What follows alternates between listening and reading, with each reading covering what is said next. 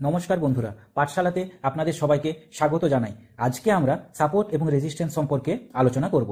Support এবং resistance মানে কি, কিভাবে প্রাইস চার্টে সাপোর্ট এবং রেজিস্ট্যান্স মার্ক করতে হয় এবং কিভাবে সাপোর্ট এবং রেজিস্ট্যান্সের বেসিসে আমরা ট্রেড করতে পারি, সেই ব্যাপারে আজকে আলোচনা করব।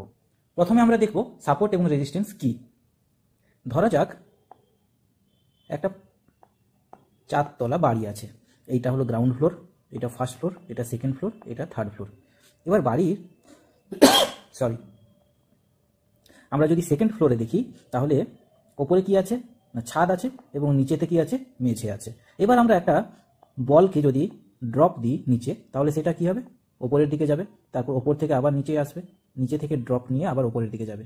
এইভাবে বলটা আপ ডাউন করতে থাকবে। তাহলে এখান থেকে কি দেখতে পাচ্ছি না, যে সেকেন্ড ফ্লোরে যে মেঝেটা, সেইটা এখানে কি করছে, সাপোর্টের কাজ করছে, অর্থাৎ বলটাকে নিচে আসতে দিচ্ছে না, এখানেই আটকে দিচ্ছে। আবার যদি ছাদটার দিকে দেখি তাহলে দেখতে পাবো বলটাকে এর ওপরে যেতে দিচ্ছে না, এখান থেকেই সে বলটাকে নিচের দিকে পাঠিয়ে দিচ্ছে, অর্থাৎ ছাদটা কি করছে, রেজিস্ট্যান্সের কাজ করছে। তাহলে মেঝেটা সাপোর্ট এবং ছাদটা হলো রেজিস্ট্যান্স।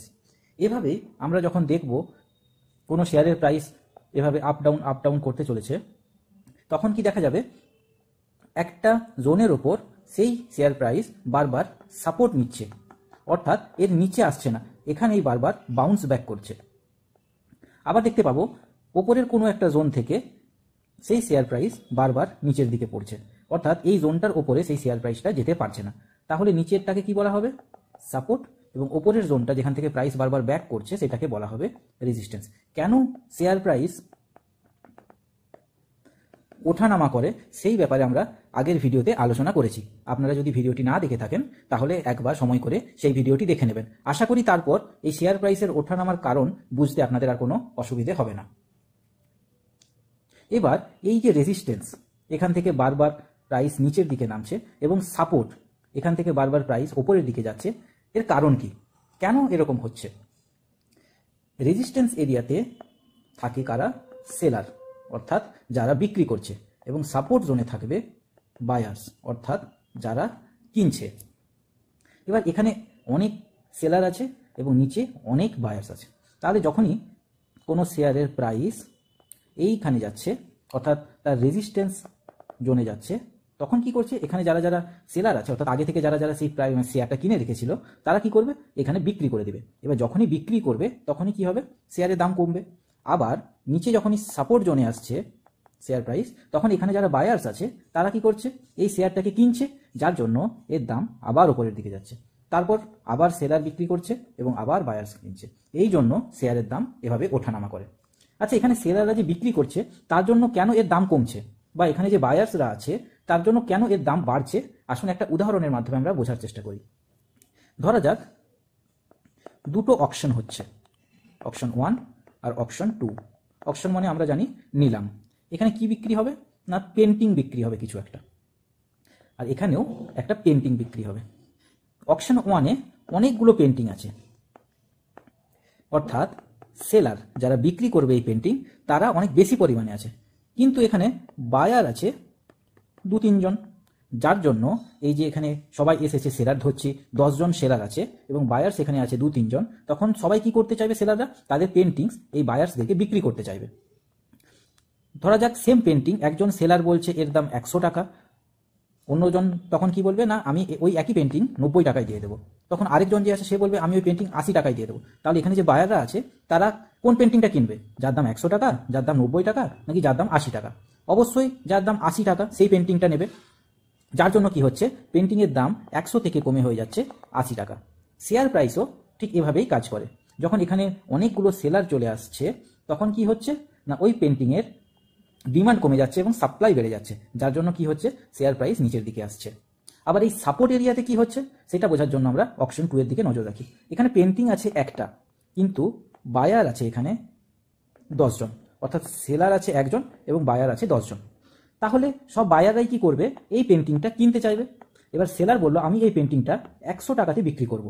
এবার 10 জন বায়ারের মধ্যে কেউ বলবে আমি 110 টাকা দেবো, কেউ বলবে আমি 120 টাকা দেবো, কেউ বলবে আমি 130 টাকা দেবো, এইভাবে তারা বলতে থাকবে। এবং সেলার কি করবে, এই পেন্টিংটা যে সবচেয়ে বেশি দাম বলবে সে এই পেন্টিংটা তাকে বিক্রি করে দেবে। তাহলে কি হচ্ছে, পেন্টিং একই কিন্তু তার দাম কিন্তু 100 থেকে বেড়ে 130, 40 এভাবে চলে যাচ্ছে। সেম জিনিস এই শেয়ার প্রাইসের ক্ষেত্রেও হয়। যখনই ওই শেয়ার প্রাইসে বায়ার্স জোনে চলে আসছে, অর্থাৎ সাপোর্ট এরিয়াতে চলে আসছে, তখন সবাই এটাকে কিনতে চাইছে, অর্থাৎ ডিমান্ড যখনই বাড়ছে তখনই এর শেয়ার প্রাইসও বাড়ছে, যার জন্য এই শেয়ারের দাম আবার উপরের দিকে চলে যাচ্ছে। বোঝা গেল কিভাবে সাপোর্ট এবং রেজিস্ট্যান্স কাজ করে। এবার আমরা চার্টের মাধ্যমে বোঝার চেষ্টা করব যে কিভাবে সাপোর্ট রেজিস্ট্যান্স মার্ক করতে হয় এবং কিভাবে সেই সাপোর্ট রেজিস্ট্যান্সের উপর নির্ভর করে আমরা ট্রেড করতে পারি এবং সেখান থেকে আমরা প্রফিট করতে পারি। আসুন দেখা যাক। উদাহরণ হিসেবে আমরা রিলায়েন্স ইন্ডাস্ট্রির শেয়ার নিয়েছি। আমি এখানে কোনো বাই বা সেল রেকমেন্ড করছি না, আপনাদেরকে বোঝানোর জন্য আমি রিলায়েন্স ইন্ডাস্ট্রির শেয়ারটা নিয়েছি। এখানে কি দেখা যাচ্ছে না, একটা জোন দেখতে পাচ্ছি আমরা, যেখানে ওপরের জোনে আছে রেজিস্ট্যান্স এবং নিচে আছে কি সাপোর্ট। আপনাদের বোঝার সুবিধার্থে আমি রেজিস্ট্যান্সটাকে লাল এবং সাপোর্টটাকে সবুজ রং করে দিয়েছি।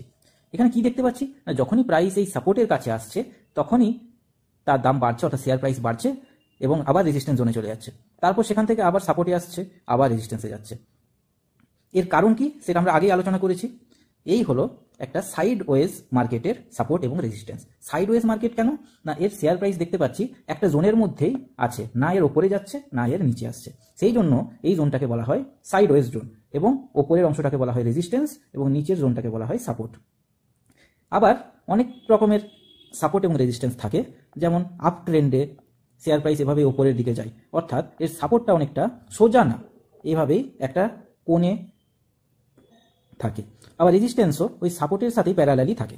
আবার ডাউন ট্রেন্ডে শেয়ার প্রাইস যখন এভাবেই নামতে থাকে তখন এর সাপোর্টটা কি হয়, একটা হেলানো অবস্থায় থাকে এবং রেজিস্ট্যান্সও তার সাথে অনেকটা কোণে নিচের দিকে থাকে। এই হলো আপ ট্রেন্ডের সাপোর্ট এবং রেজিস্ট্যান্স, অর্থাৎ শেয়ার প্রাইস ক্রমশ উপরের দিকে যাচ্ছে, অর্থাৎ শেয়ার প্রাইস বাড়ছে। এখানে কি দেখতে পাচ্ছি, উপরের জোনটা হচ্ছে রেজিস্ট্যান্স এবং নিচের জোনটা হচ্ছে সাপোর্ট। শেয়ার প্রাইস প্রথমে রেজিস্ট্যান্সে যাচ্ছে, তারপর আবার নিচে নামছে, আবার রেজিস্ট্যান্সে যাচ্ছে, আবার সাপোর্টে আসছে, এই করে করে শেয়ার প্রাইস উপরের দিকে যাচ্ছে। তাহলে এখানে এর দাম কত ছিল, 1280 টাকার কাছাকাছি। এভাবে একটা চ্যানেল ফরমেশন করে শেয়ার প্রাইস উপরের দিকে যেতে যেতে এখন এর দাম কত চলছে, 1322 টাকা।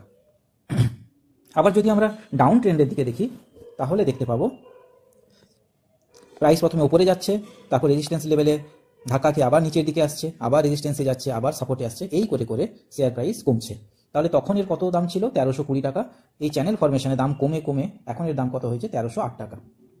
তাহলে আমরা তো বুঝলাম সাপোর্ট রেজিস্ট্যান্স কি, কত রকমের হয়, সেই ব্যাপারে বুঝলাম। এবার আমরা এই সাপোর্ট রেজিস্ট্যান্সের বেসিসে কিভাবে ট্রেড করব। আলটিমেটলি আমরা তো শেয়ার বাজারে এসেছি প্রফিট আর্ন করার জন্য, তো কিভাবে এই সাপোর্ট এবং রেজিস্ট্যান্সকে ব্যবহার করে আমরা প্রফিট করব সেটা এবার আমরা বোঝার চেষ্টা করব। আমরা আগে দেখেছিলাম সাইডওয়েজ মার্কেটে প্রাইস একটা চ্যানেল ফরমেশনে আপ ডাউন করছে।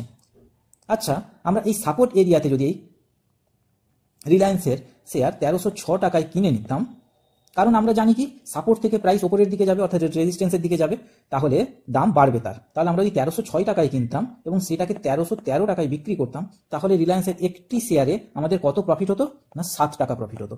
আমরা যদি 10টা শেয়ার নিতাম সেখানে 70 টাকা প্রফিট হতো, আমরা যদি 100টা শেয়ার নিতাম সেখানে 700 টাকা প্রফিট হতো, আমরা যদি 1000টা শেয়ার নিতাম সেখানে 7000 টাকা প্রফিট হতো। এভাবে যত আপনাদের কোয়ান্টিটি বাড়াবেন তত আপনাদের প্রফিট হবে। তাহলে আমরা এই 1306 টাকায় কিনে এই শেয়ারটাকে 1313 টাকায় বিক্রি করে দিতে পারতাম। এইটা হলো সাইড ওয়েজ মার্কেটে কিভাবে সাপোর্ট রেজিস্ট্যান্সের বেসিসে আমরা ট্রেড করতে পারি। আচ্ছা, আপ ট্রেন্ডে কিভাবে আমরা ট্রেড করব এই সাপোর্ট রেজিস্ট্যান্সের উপর নির্ভর করে সেটাও দেখি। আমরা দেখেছিলাম প্রাইস এইভাবেই একটা চ্যানেল ফরমেশনে উপরের দিকে যাচ্ছে, নিচে ছিল সাপোর্ট, উপরে আছে রেজিস্ট্যান্স। আচ্ছা, এই প্রাইস যখন এই সাপোর্টের কাছে এসেছিল, অর্থাৎ এই 1293 টাকায়, তখন যদি আমরা বাই করতাম একটা শেয়ার এবং যখন এটা রেজিস্ট্যান্সের কাছে পৌঁছালো অর্থাৎ 1302 টাকায়, তখন যদি আমরা সেটাকে সেল করে দিতাম তাহলে আমাদের কত প্রফিট হতো না, তখন আমাদের প্রফিট হতো 1302 থেকে 1293 টাকা বিয়োগ করলে 9 টাকা, অর্থাৎ আমাদের একটি শেয়ারে 9 টাকা প্রফিট হতো। আমরা যদি 1000টা শেয়ার নিয়ে এখানে ট্রেড করতাম তাহলে কিন্তু আমাদের 9000 টাকা প্রফিট হতে পারত। এই গেল আপ ট্রেন্ডে আমরা কিভাবে সাপোর্ট এবং রেজিস্ট্যান্সের উপর নির্ভর করে ট্রেড করতে পারি। আচ্ছা, এবার ডাউন ট্রেন্ডে কিভাবে আমরা সাপোর্ট রেজিস্ট্যান্সের উপর নির্ভর করে ট্রেড করব সেটাও দেখি। এখানে আমি একটু উল্টা উদাহরণ নিয়েছি। আগেরগুলোতে যেমন আমরা বাই করছিলাম, এখানে আমরা কি করব, সেল করব। অর্থাৎ রেজিস্ট্যান্সের কাছে যখনই প্রাইস আসবে তখন কি আমাদের আগেই দেখেছি রেজিস্ট্যান্সের কাছে আসলে শেয়ার প্রাইসের দাম কমে এবং সেটা সাপোর্ট অবধি নামে। তাহলে আমরা যদি রেজিস্ট্যান্সের কাছে সেল করে দিই, অর্থাৎ কত টাকায় সেল করছি, 1317 টাকায়, এবং যখন সেটা সাপোর্টের কাছে আসবে তখন যদি সেটা বাই করি তাহলে কততে বাই করছি আমরা, 1311 টাকায়। তাহলে আমাদের প্রফিট কত হচ্ছে? 1317 থেকে 1311 বিয়োগ করলে 6 টাকা। তাহলে একটি শেয়ারে আমাদের প্রফিট হচ্ছে 6 টাকা। আমরা যদি 1000টা শেয়ার নিতাম তাহলে সেখান থেকে আমরা 6000 টাকা প্রফিট করতে পারতাম। তাহলে বোঝা গেল সাপোর্ট এবং রেজিস্ট্যান্স কি এবং কিভাবে সাপোর্ট এবং রেজিস্ট্যান্স দেখে আমরা ট্রেড করতে পারি। আজকের মতো এখানেই শেষ করছি। পরবর্তী ভিডিওতে আমরা বাকি জিনিসগুলো নিয়েও আলোচনা করব, অর্থাৎ সাপোর্ট এবং রেজিস্ট্যান্স দেখে শুধু ট্রেড করা উচিত না, আমাদেরকে আরও অনেক কিছু জিনিস মাথায় রাখতে হবে। সেই সব বিষয়গুলো নিয়ে আমরা পরবর্তী ভিডিওতে আলোচনা করব। ভিডিওটি যদি ভালো লেগে থাকে তাহলে অবশ্যই লাইক করবেন এবং আপনার বন্ধু এবং পরিচিতদের সাথে শেয়ার করবেন। চ্যানেলটিকে সাবস্ক্রাইব করে নেবেন যাতে পরবর্তী ভিডিও নোটিফিকেশন সহজেই আপনাদের কাছে পৌঁছে যায়। নমস্কার, ভালো থাকবেন সবাই।